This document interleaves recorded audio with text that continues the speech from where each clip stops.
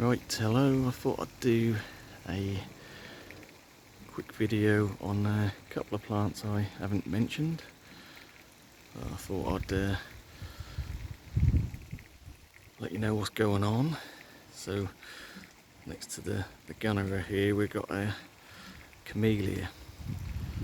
This was a really nice, healthy, mature plant a couple of years ago.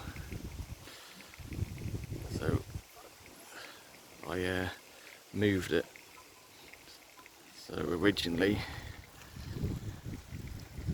behind the DIY greenhouse, that's where it was planted originally, sort of tucked around the side of the back of the house.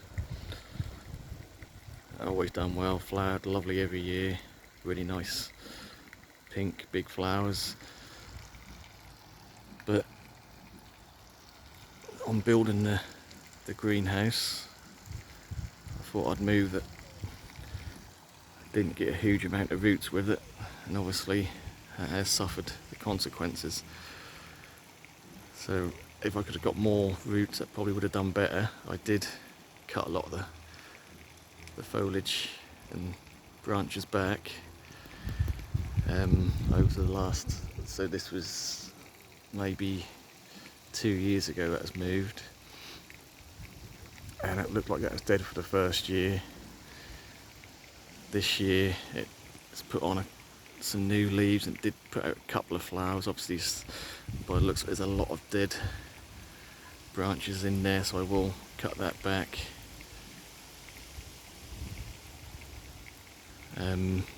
So that's the story on that one.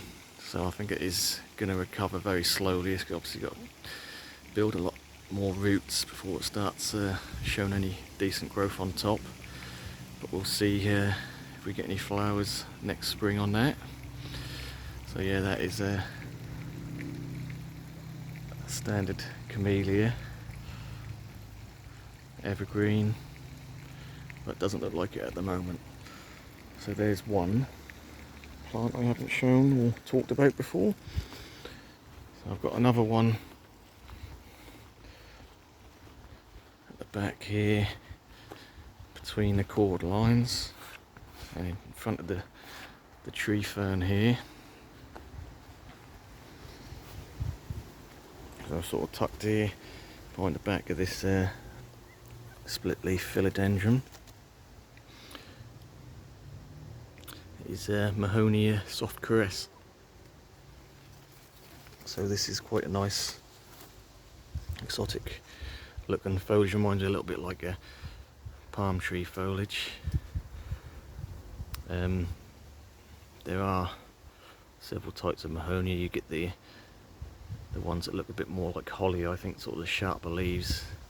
I think they all flower in winter, sort of yellow, smallish yellow flowers, quite nice to get some winter flowers. But yeah, so this is a plant I bought a couple of years back, reduced because it looked did have some dead stems on it.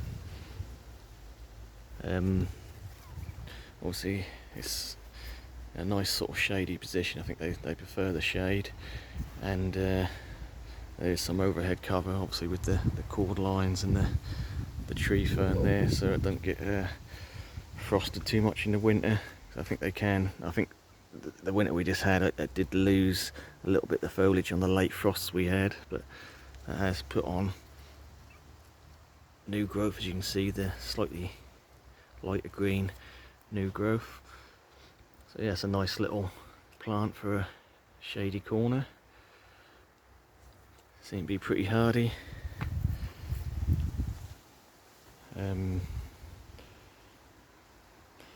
Yeah, so I think we'll leave it at that. That's just a little quick look at a couple of plants I haven't really talked about, but they're good little doers in the background.